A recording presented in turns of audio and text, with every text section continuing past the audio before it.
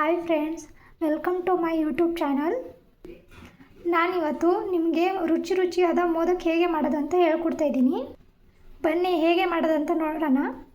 ಒಂದು ಕಪ್ಪಷ್ಟು ಅಕ್ಕಿ ಹಿಟ್ಟು ತಗೊಂಡಿದ್ದೀನಿ, ಒಂದು ತೆಂಗಿನಕಾಯಿ ತುರಿ ತಗೊಂಡಿದ್ದೀನಿ, ಇಲ್ಲಿ 100 ಗ್ರಾಮಷ್ಟು ಬೆಲ್ಲ ಇದೆ, ಒಂದು ಚಿಟಿಕೆಯಷ್ಟು ಉಪ್ಪು, ಒಂದು 4 ಸ್ಪೂನಷ್ಟು ತುಪ್ಪ ತಗೊಂಡಿದ್ದೀನಿ, 1 ಸ್ಪೂನಷ್ಟು ಏಲಕ್ಕಿ ಪುಡಿನ ತಗೊಂಡಿದ್ದೀನಿ.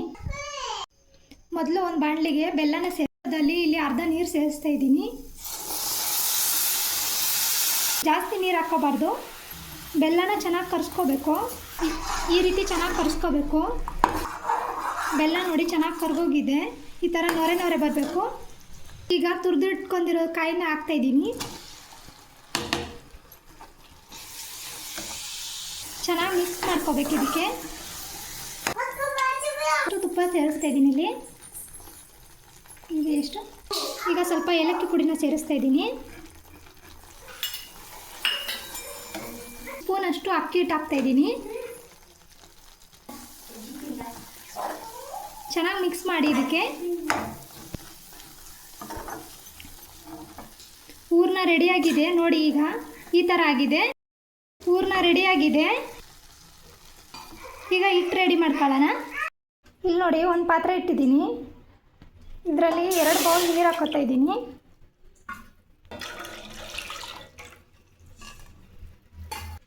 ಇಲ್ಲಿ ನೋಡಿ, ನೀರು ಸೇರಿಸ್ಕೊಂಡಿದ್ದೀನಿ ನಾನು.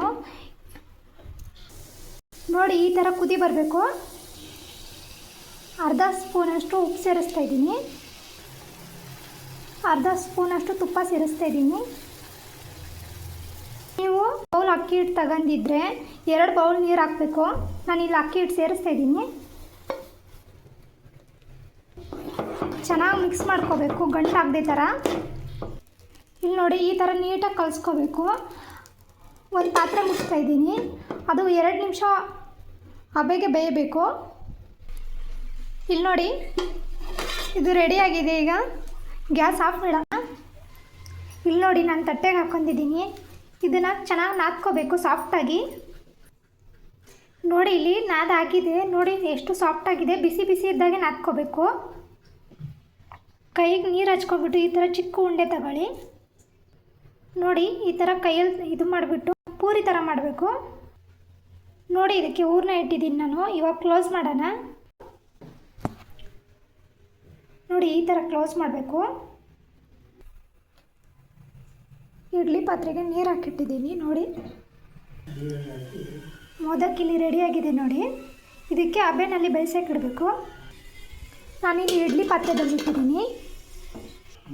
10 ನಿಂದ 15 ನಿಮಿಷ ಇದಕ್ಕೆ ಹಬೆನಲ್ಲಿ ಬೇಯಿಸಬೇಕು. ಇಲ್ಲಿ ಮೋದಕ ರೆಡಿಯಾಗಿದೆ ನೋಡಿ.